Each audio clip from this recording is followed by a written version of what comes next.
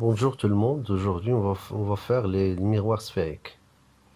Il s'agit d'une portion de sphère réfléchissante qui généralement est en forme d'une calotte sphérique.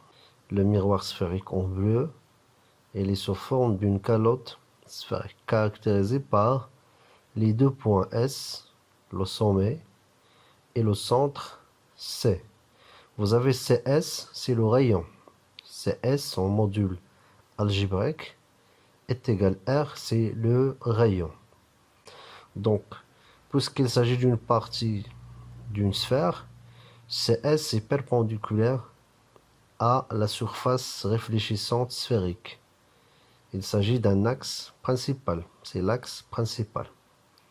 Les autres droites qui passent par le point C, ce sont des droites perpendiculaires à la surface réfléchissante, ce qu'on appelle des axes secondaires.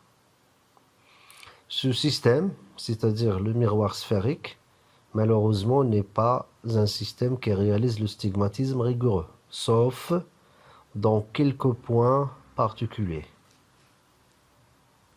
Il s'agit de deux types de miroirs sphériques. Le premier, c'est un miroir concave. Le voilà, d'après la forme, c'est un miroir concave, caractérisé par un rayon négatif, le SC, le rayon, par rapport au sens positif qui représente le sens de propagation de la lumière par convention de gauche vers la droite, vous avez un rayon négatif. Donc lorsqu'il s'agit d'un miroir concave, automatiquement il s'agit d'un miroir convergent. Donc c'est pas comme le dioptre sphérique. Dans le dioptre sphérique concave, ça signifie pas que c'est un dioptre sphérique convergent. Ça peut être convergent ou bien divergent, ça dépend de R et de N2 moins N1. C'est bon? Par contre, dans les miroirs sphériques, lorsqu'il s'agit d'un miroir concave, automatiquement, il s'agit d'un miroir sphérique convergent. Donc ça, c'est le premier type. Le deuxième type, c'est le miroir convexe. D'après la forme, donc il a une forme convexe. Vous prenez ce sens-là, c'est le sens positif. Vous voyez, le rayon SC suit le sens positif, le sens de propagation de la lumière. Ce qui fait, vous avez un rayon, le SC, c'est un rayon positif. Un miroir convexe, automatiquement, c'est un miroir sphérique divergent. Donc finalement, concave, convergent, convexe, divergent.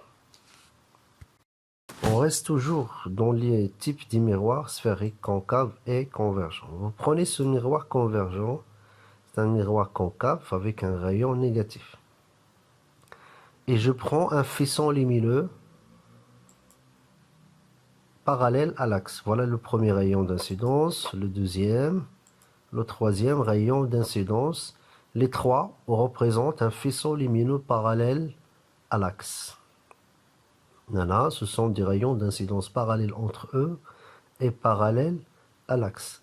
Après la rencontre avec le miroir sphérique, on obtient un faisceau lumineux convergent qui converge vers le même point, ce qu'on appelle le foyer image F'.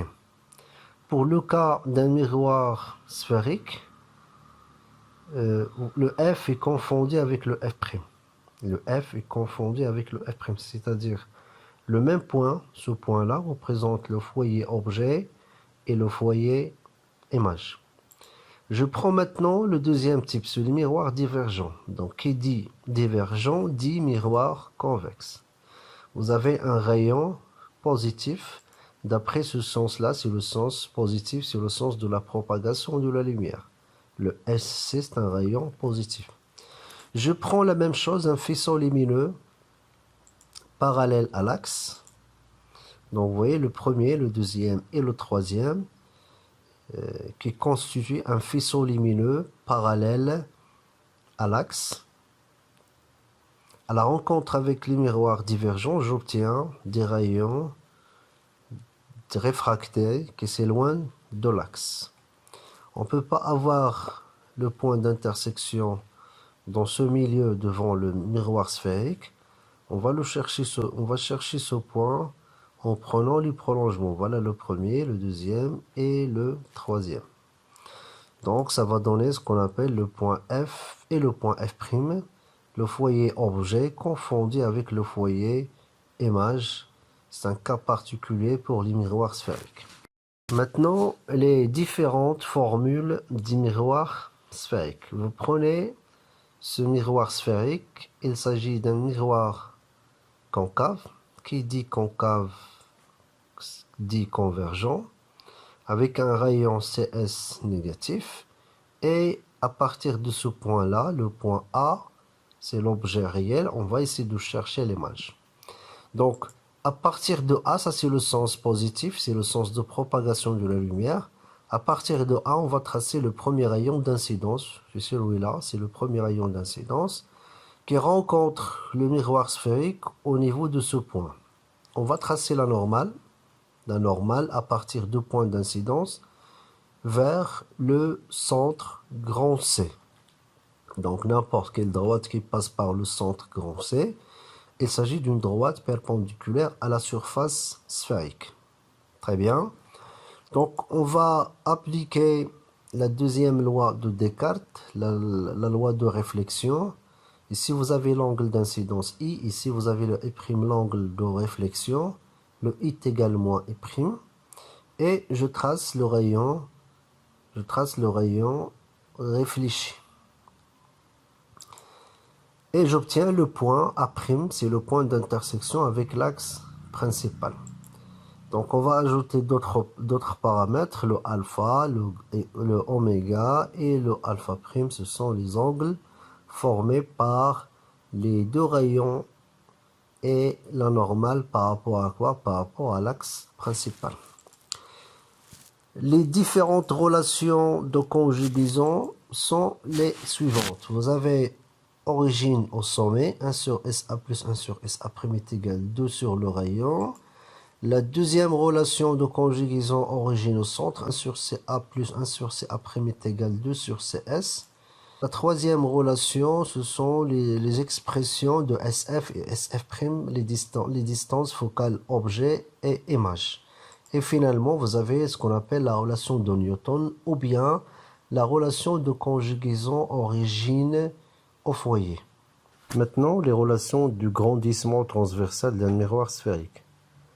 D'après les deux schémas à gauche et à droite, après une démonstration mathématique, on va trouver les trois expressions de gamma. Donc en général, gamma est égal à B' sur AB, la taille de l'image sur la taille de l'objet. Pour le miroir sphérique, vous avez soit la première expression, donc gamma est égal moins SA' sur SA, ou bien la deuxième, donc la première, ce qu'on appelle origine au sommet, par rapport à S. La deuxième expression par rapport au C, ce qu'on appelle origine au centre, c'est A' divisé par CA en module algébrique. Et finalement, la troisième expression, c'est la relation de Newton, ou bien origine au foyer. Vous avez le FA' moins FA' divisé sur petit f, la distance focale objet, et moins F divisé par F, le module algébrique FA. Sachant que pour un miroir sphérique, vous avez le F est confondu avec quoi? Avec le F'. Donc vous avez toujours le F confondu avec le F', c'est-à-dire le F est égal F'. La distance focale objet est égale à la distance focale image. La même chose ici, vous avez les deux points F et F' confondus. Bon, on va essayer de faire une construction géométrique, la première. Dans la partie supérieure, vous avez les règles à respecter, à appliquer pour réaliser une bonne construction géométrique. Et au fur et à mesure avec les règles, on va voir une application directe sur cet exemple. Il s'agit d'un miroir concave convergent. Donc d'après la forme concave, qui dit concave dit convergent. Vous voyez donc vous avez le CS d'un module algébrique négatif. Donc le F Le F se trouve au milieu. Le F se trouve au milieu entre le SC.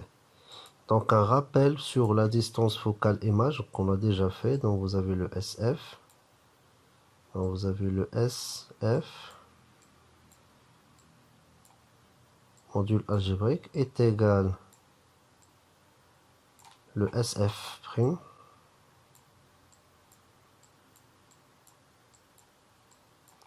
est égal le SC divisé par 2. Donc la signification, ça c'est la troisième équation qu'on a déjà vue dans les diapos précédents. Donc vous avez la distance focale objet est égale à la distance focale image, c'est-à-dire que le F est confondu avec le F'. Ok. Donc le F est confondu avec le F'.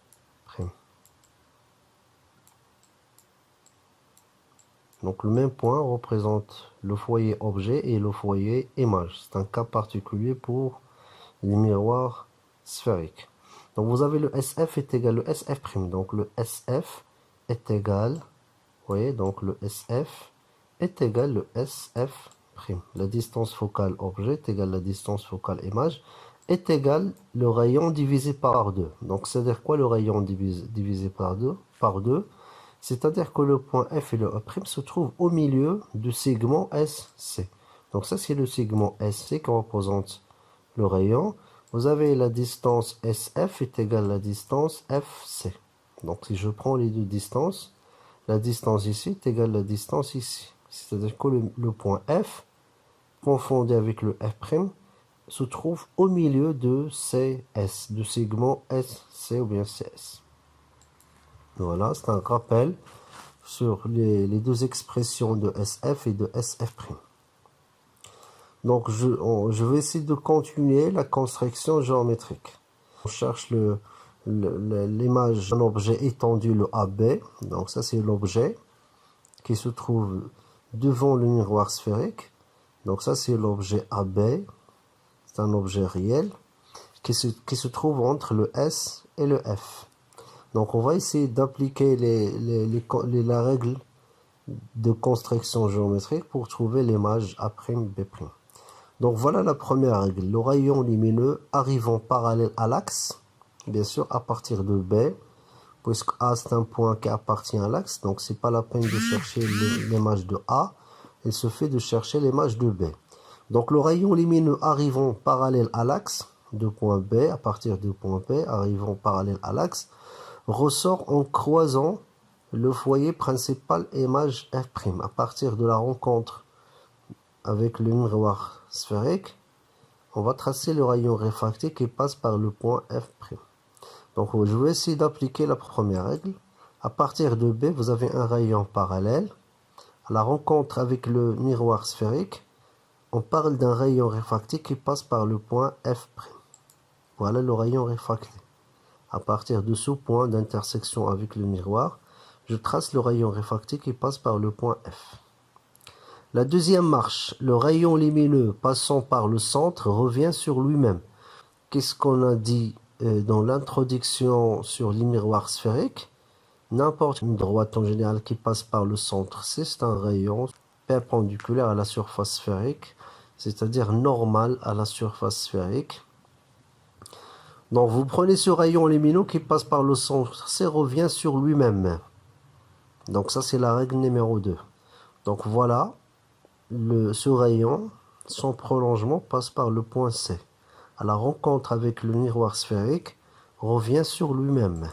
Donc voilà le rayon réfléchi. Donc deux rayons réfléchis sont suffisants pour chercher l'image. Voilà le premier rayon réfléchi. Voilà le deuxième rayon réfléchi. On ne peut pas trouver le point d'intersection devant le miroir sphérique. On va le chercher dans l'autre côté en prenant les prolongements. Voilà le premier prolongement, voilà le deuxième prolongement. C'est ça le point d'intersection qui représente le point B', l'image de B. Pour chercher l'image de A, je fais la projection orthogonale.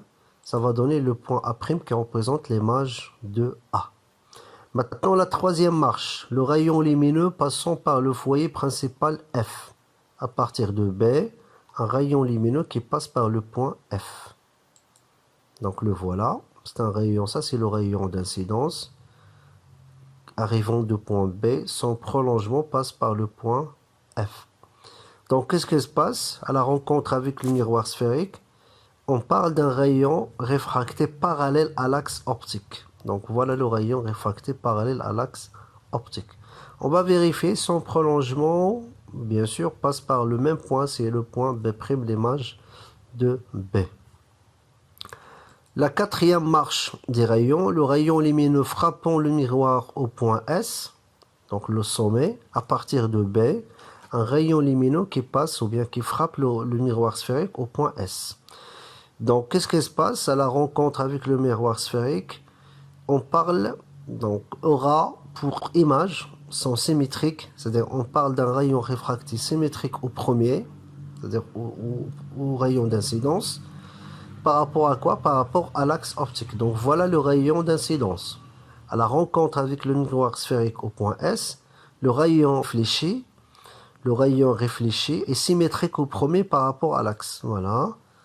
Voilà, ça va donner ce rayon réfléchi.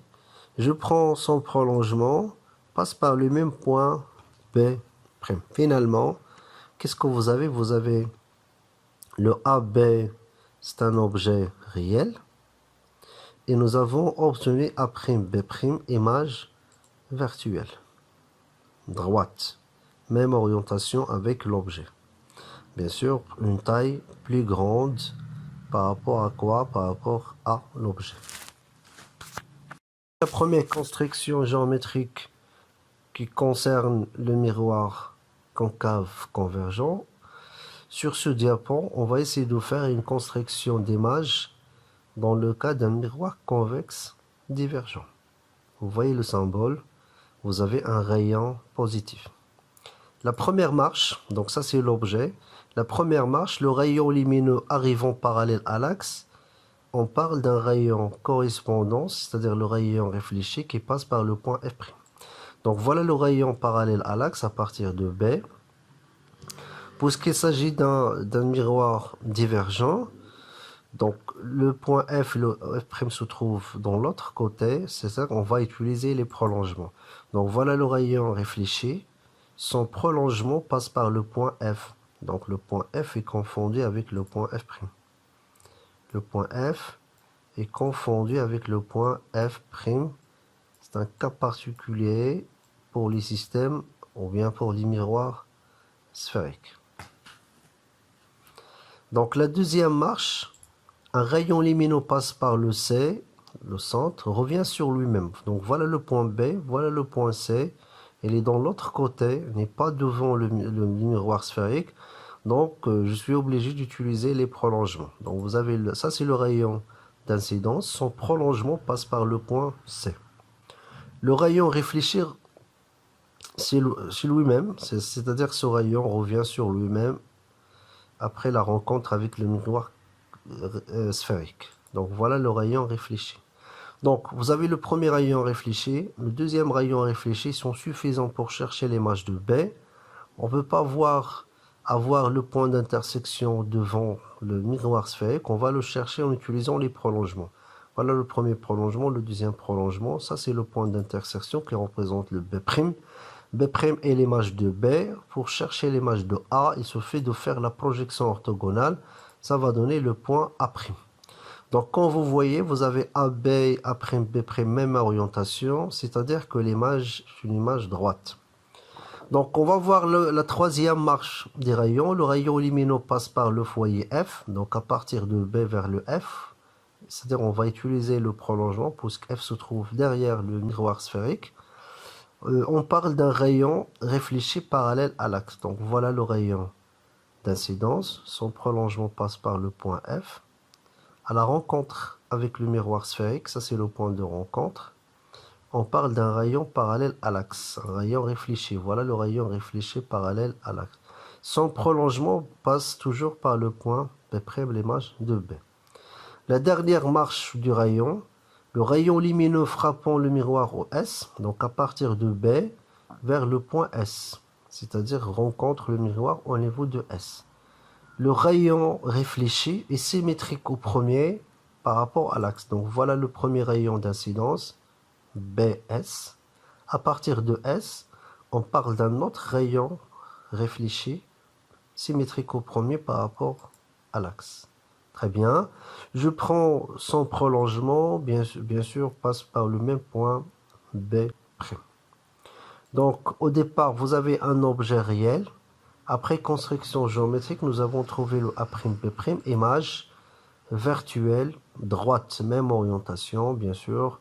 Au niveau de la taille, l'image est plus petite que l'objet AB.